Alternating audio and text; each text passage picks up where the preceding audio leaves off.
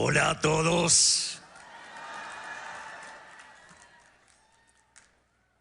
Es una gran alegría para mí estar nuevamente en los Estados Unidos y es un honor poder hablar ante todos ustedes hoy. Muchas gracias a los presentes y especialmente gracias a CIPAC, que siempre ha tenido una consideración especial conmigo.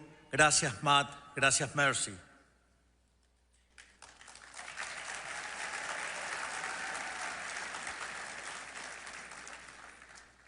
Hace apenas un mes dije en el foro de Davos que creo que estamos atravesando un punto de inflexión en nuestra historia. La historia transcurre en fases o etapas, momentos en donde el espíritu y la idea se materializa en una persona o en un grupo de personas, a veces cercana, a veces con kilómetros de distancia entre ellos, pero con un hilo conductor invisible que si se pudiera observar, presumo sería muy similar a las imágenes que observamos de redes neuronales del cerebro humano. Hoy estamos precisamente en uno de esos momentos en los que la historia, con H mayúscula, está cambiando su curso. Estamos viendo en tiempo real el destino del mundo bifurcarse hacia un nuevo camino, distinto del lugar al que nos estaban llevando las élites y el establishment político de nuestros países. De la misma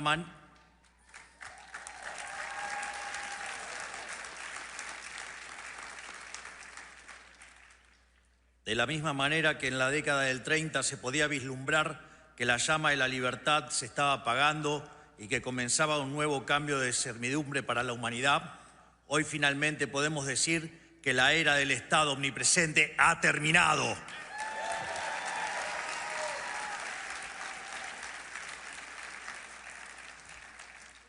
Hoy somos testigos de un momento en el que la larga marcha del Estado sobre el individuo está llegando a su fin. Me refiero, por supuesto, al colapso del modelo colectivista y el amanecer de una nueva era de libertad. Nos hemos preparado para este momento y creo que genuinamente que estamos dando una batalla crucial para el futuro de la humanidad.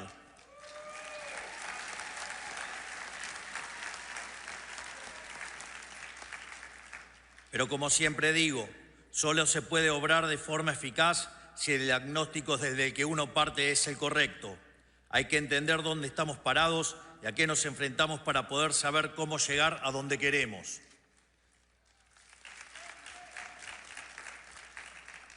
A lo largo de todo el mundo, las sociedades occidentales se enfrentan a un mismo problema y a un mismo enemigo. Una clase política que extrae cada vez más recursos de los ciudadanos a través de impuestos, con el fin de implementar un modelo de expansión estatal ilimitada.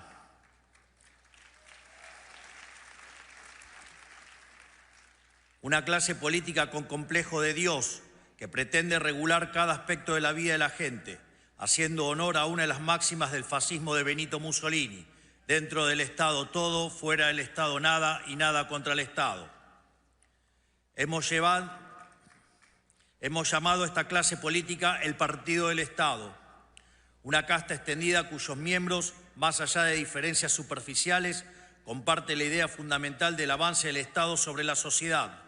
Son todos aquellos que por interés económico o convicción ideológica o incluso cierto idealismo ingenuo trabajan para los intereses del Estado.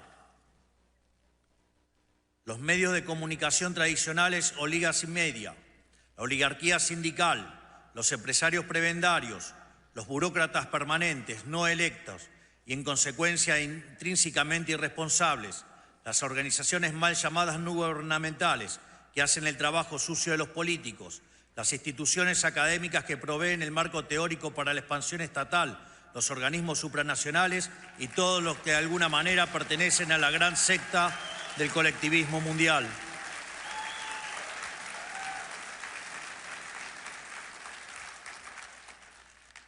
Y por supuesto, esto incluye a los partidos políticos tradicionales, que sin importar su color, coinciden en la tesis fundamental que más Estado siempre es mejor. En Argentina, por ejemplo, teníamos un sistema político compuesto por unas 50 sombras de socialismo.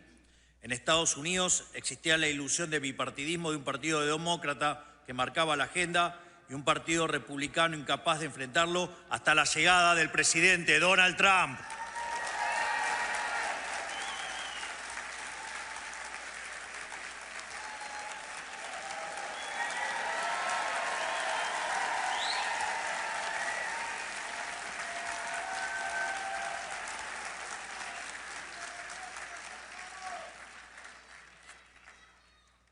¡Viva! Curiosamente, el mío lo van a tener que esperar hasta el final. Curiosamente, el presidente Trump es un outsider, igual que yo, porque la tarea que tenemos por delante, el desafío que tenemos por delante, no es para políticos tradicionales que han vivido toda su vida del sistema. Es para gente que no le debe nada a nadie, que no está comprometida por los vicios del sistema y que sabe que es más importante el cambio que el poder por el poder mismo.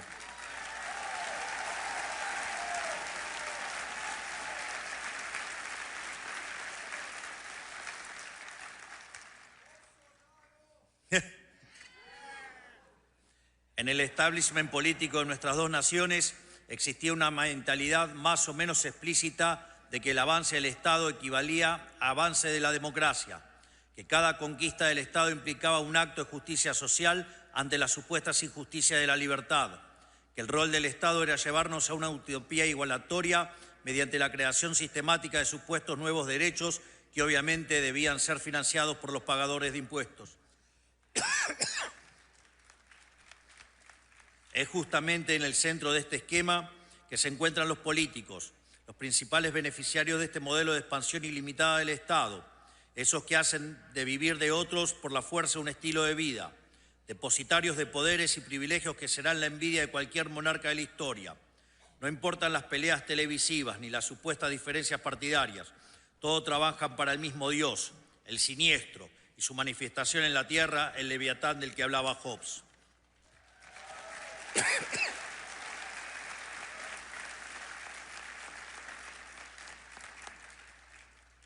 Por eso, salvando algunas particularidades propias de cada nación, todos los que estamos aquí tenemos una misma misión: quitar el poder al partido del Estado y devolvérselo a la sociedad.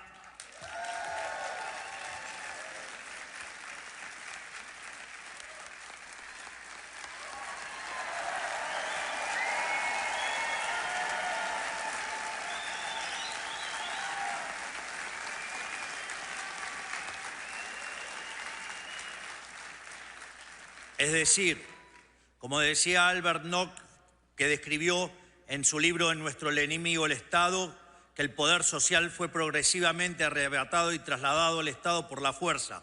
Nuestro objetivo es hacer el camino inverso, aumentar del poder del ciudadano y quitarle el poder al Estado.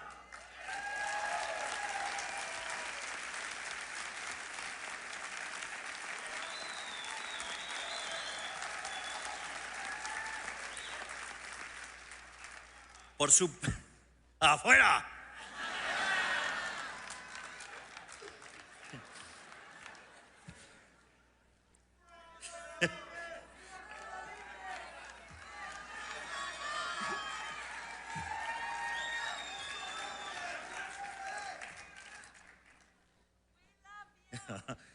Me too.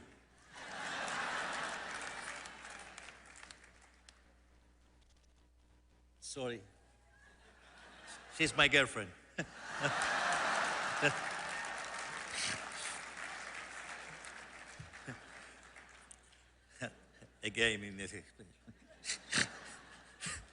Por supuesto, no puede hacerse gestionando mejor el Estado tal cual existe o simplemente administrando correctamente los recursos de que dispone, sino que el único camino racional es achicar el Estado hasta su mínima expresión posible. Reducir el tamaño del Estado es en sí mismo un acto de justicia, porque cada erogación del Estado es una sustracción del pagador de impuestos.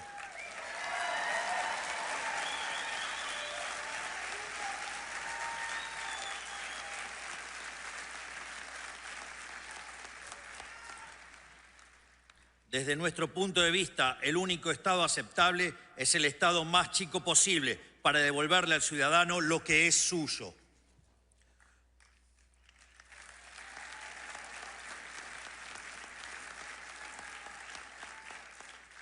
Por eso, todas las atribuciones que no tengan que ver directamente con la protección de los tres derechos fundamentales, que son el derecho a la vida, a la libertad y a la propiedad privada, deben volver a su origen, los individuos asociados de forma voluntaria sin intromisión del Estado.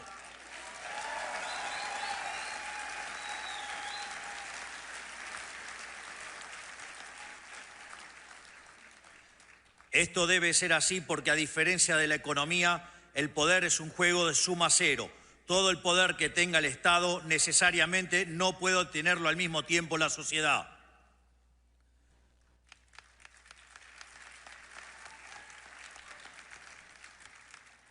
Por eso no creemos en soluciones parciales o compromisos de centro. Sabemos que hacer las cosas a medias es una invitación al regreso del Estado, que como un cáncer metastásico solo sabe expandirse y debe ser obligado activamente a retroceder. No sirve intentar alcanzar un justo medio. Todo lo que exceda su función esencial debe ser definitivamente quitado de su órbita o más temprano que tarde volverá a usurpar lo que no le pertenece.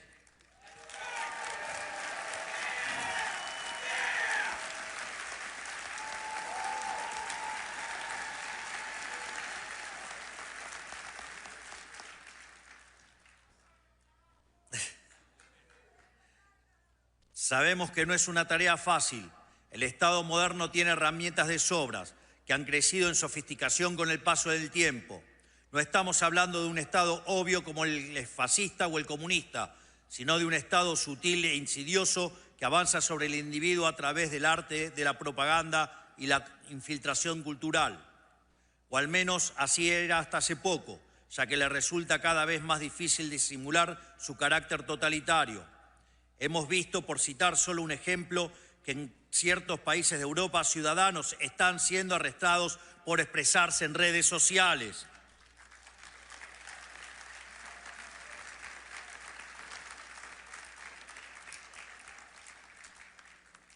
Pero en términos más generales, hablo de la financiación de la academia, incentivando la elaboración de estudios que justifiquen la implementación de políticas públicas intervencionistas y de la compra encubierta de medios de comunicación mediante la pauta pública.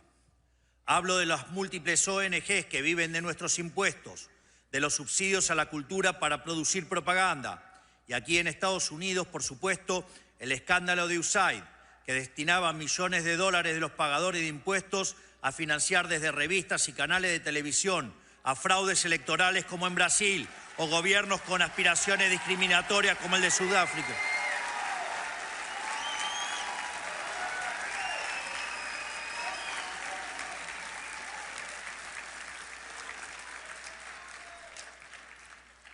Y como decía, gobiernos con aspiraciones discriminatorias como el sudafricano, entre tantas otras aberraciones, incluyendo la agenda de la paranoia climática, los excesos de la ideología de género y la investigación que derivó la creación del virus del COVID-19.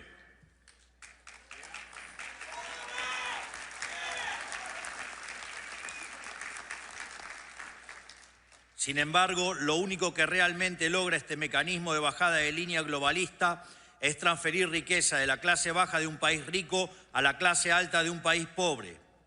En pocas palabras, hablo de una red global de influencia y formación de opinión pagada con los impuestos de los ciudadanos, un aparato de propaganda sin precedentes en la historia humana, quizás el escándalo político más grande que hayamos visto.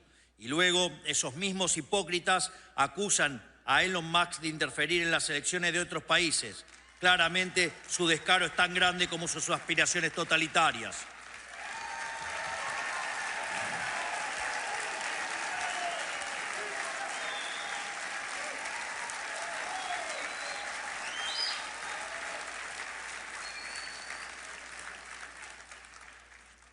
Y si ese nivel de colectivismo en sangre hubiera tenido soluciones, sus apologistas tendrían al menos algo a lo cual aferrarse. Pero ni eso. Esa fue históricamente la excusa de los estatistas del pasado, que la prosperidad llegaría mediante la administración racional de recursos por parte del Estado, recursos que el sector privado era incapaz de aprovechar. Pregunta, ¿y acaso quién maneja el sector público? ¿No son humanos? Sin embargo, hemos sido testigos de que a mayor expansión estatal, peor es la calidad de vida de la gente. No por nada Hayek dedicó su último libro a explicar este fenómeno, al cual llamó la fatal arrogancia.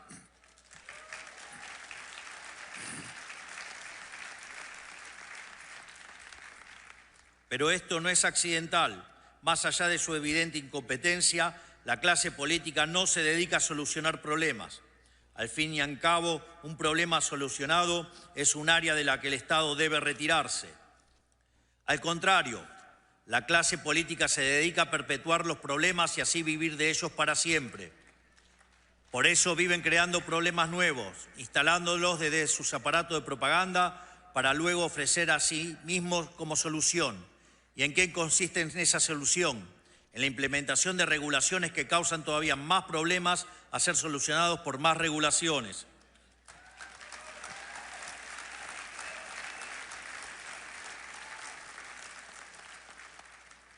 En medicina se usa el término iatrogenia para referirse al daño que sufre un paciente como consecuencia de la atención médica.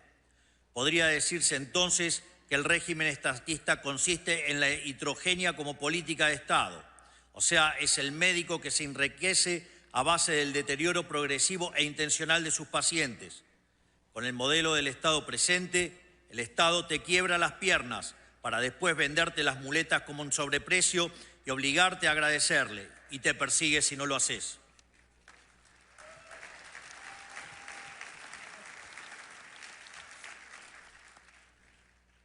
Como contrapunto, dicen algunos testimonios que en la medicina tradicional china, el médico familiar cobraba honorarios de forma constante por mantener a la familia sana. O sea, según la leyenda, cuando un miembro enfermaba, el médico dejaba de percibir los honorarios, viéndose incentivado a resolver la enfermedad de una forma eficiente y rápida. Imagínense tan solo pudiera funcionar así el Estado. Cuánta miseria nos hubiéramos ahorrado.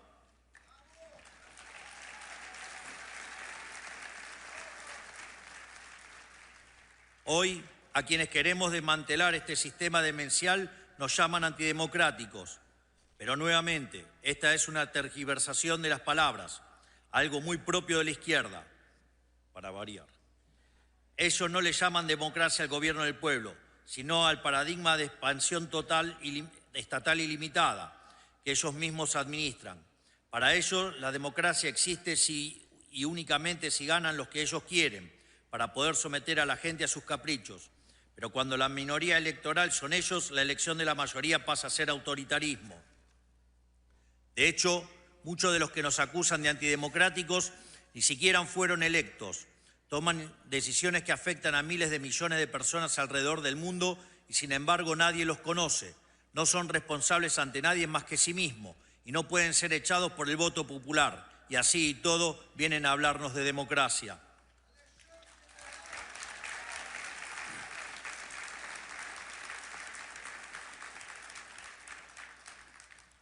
En fin, dicen que Trump y yo somos un peligro para la democracia, pero en realidad están diciendo que somos un peligro para ellos.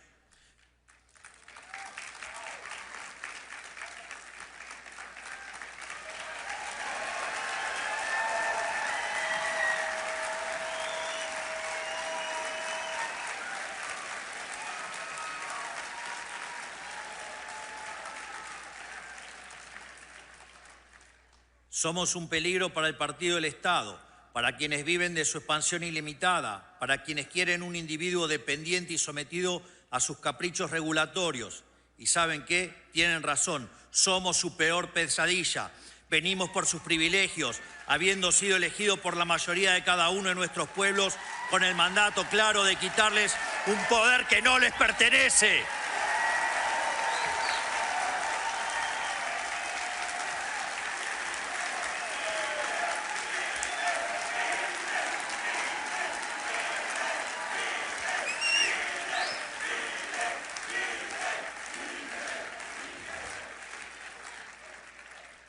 Hoy nuestros países, Argentina y Estados Unidos, necesitan pasar por una segunda independencia. La primera nos liberó del poder de las monarquías europeas. La segunda nos liberará de la tiranía del partido del Estado.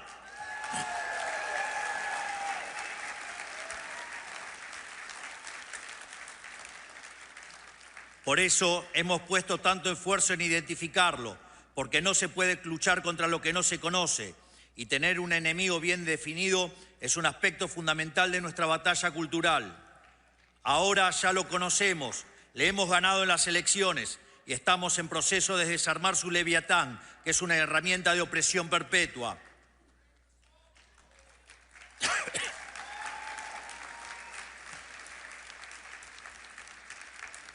No tenemos ninguna fórmula secreta, solo conocer la historia humana y saber qué es lo que ha funcionado y qué no. Por eso, con humildad, quiero reflexionar un poco sobre cómo venimos llevando adelante esta batalla. Nosotros trabajamos con firmeza y de frente, sin dar lugar a compromisos. Defendemos un conjunto de valores que no estamos dispuestos a negociar, así como ellos no han estado dispuestos a negociar a la hora de quitarnos nuestra libertad. Lo que ellos impusieron sin nuestro consentimiento está siendo eliminado sin el consentimiento de ellos.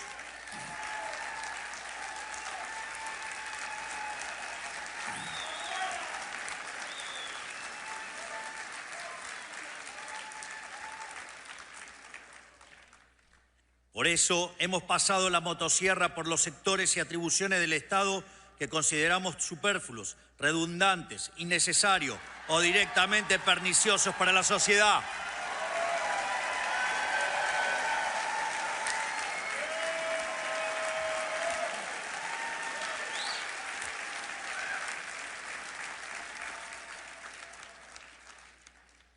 Y más aún, este año emprenderemos la fase 2 de este proceso, que hemos bautizado como la motosierra profunda, para continuar achicando el Estado, devolviéndole a la gente la riqueza que jamás debió habérsele sido arrebatada.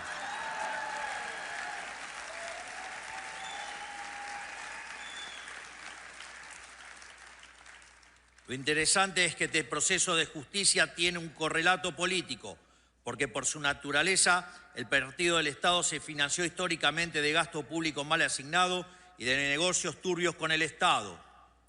Por eso, achicar el Estado es cortarle la manguera a los clientes del Estado enquistado en él, que ejercían un feroz resistencia al cambio, valiéndose el dinero de los pagadores de impuestos para mantenernos subyugados.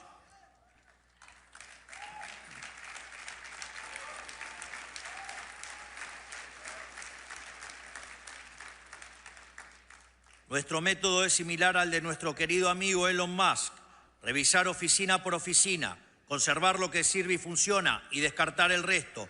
Por eso le obsequié una motosierra. Con nosotros nadie que no pueda justificar el costo de su salario en impuestos está a salvo.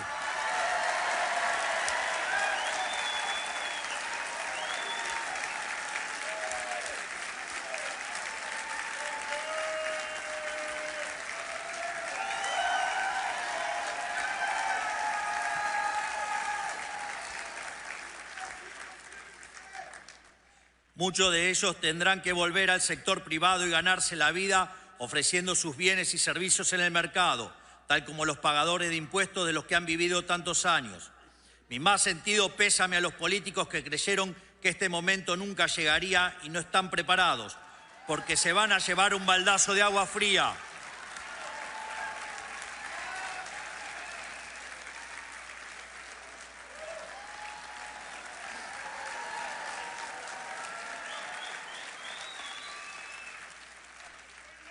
Por suerte para ellos, en toda desgracia hay una oportunidad, y debido a nuestro avance desregulador, los salarios del sector privado seguirán subiendo, por lo que si hacen las cosas bien, podrán ser parte del progreso, pero lejos de la casta estatal.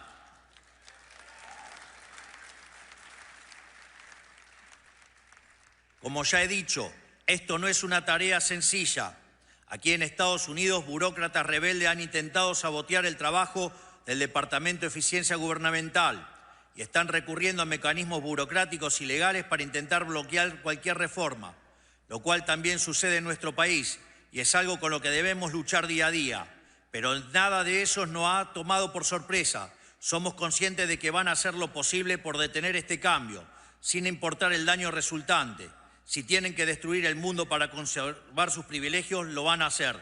Y nosotros vamos a seguir luchando.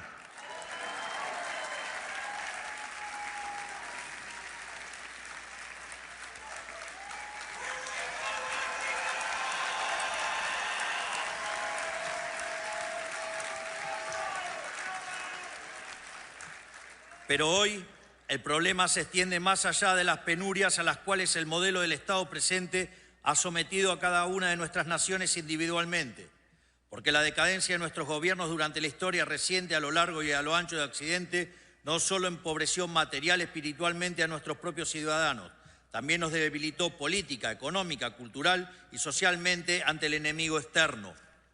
Nos volvió moralmente débiles y nos hizo vulnerables ante las peores expresiones de la barbarie, los peores enemigos de la libertad.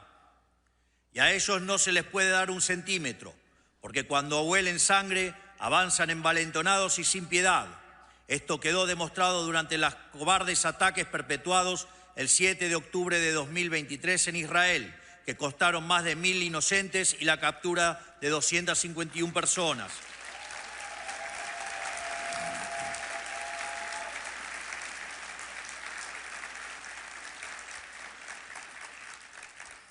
Esta semana Israel recibió los cuerpos sin vida de la familia Vivas, que permanecían secuestrados por el régimen terrorista y asesino de Hamas, entre los cuales se encuentra una madre y sus 2 hijos, un niño de 4 años y un bebé de tan solo 9 meses. Es tan inescrupuloso y sanguinario este régimen que, en el último gesto canallesco, no tuvieron mejor idea que exhibir burdamente sus ataúdes ante el vitoreo de una multitud sin el más mínimo respeto. Esto es lo que está en juego y no podemos darnos el lujo de fallar. Por eso es fundamental que las naciones que hemos abrazado las ideas de la libertad permanezcamos unidas y colaboremos unas con otras.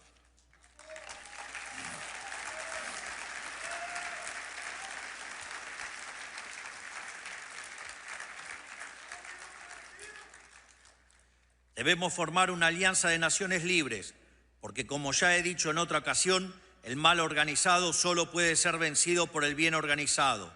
Solo mediante esta internacional de derecha podremos ponerle un fin a la casta política a la que nos enfrentamos, que está hundiendo a Occidente en la más oscura profundidad, y recuperar el ímpetu para proteger a las fuerzas despóticas que nos quieren subyugados.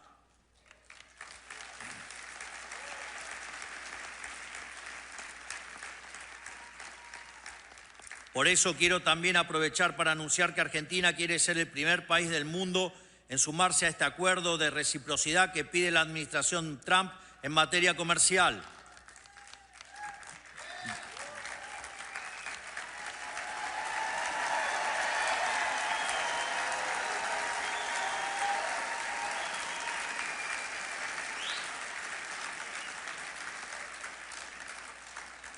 De hecho, si no estuviéramos restringidos por el Mercosur, la Argentina ya estaría trabajando en un acuerdo de libre comercio con los Estados Unidos que sea mutuamente beneficioso y que no cargue injustamente sobre las espaldas de los productores argentinos, pero tampoco sobre los de los americanos.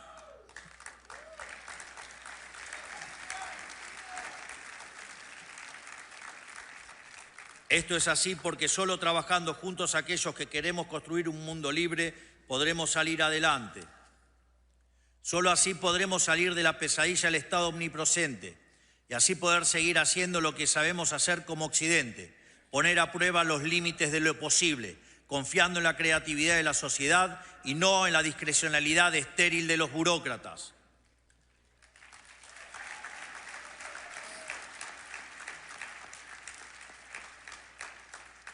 Solo así podremos retornar nuestro camino de grandeza como civilización, haciendo honor a nuestros antepasados que dieron la vida por ver un mundo libre y una humanidad próspera. Solo así, finalmente, podremos reencontrarnos con nosotros mismos y volver a crear en aquello que nos hizo grande como civilización. Que Dios bendiga a la República Argentina, que Dios bendiga a los Estados Unidos y que las fuerzas del cielo nos acompañen. ¡Viva la libertad, carajo!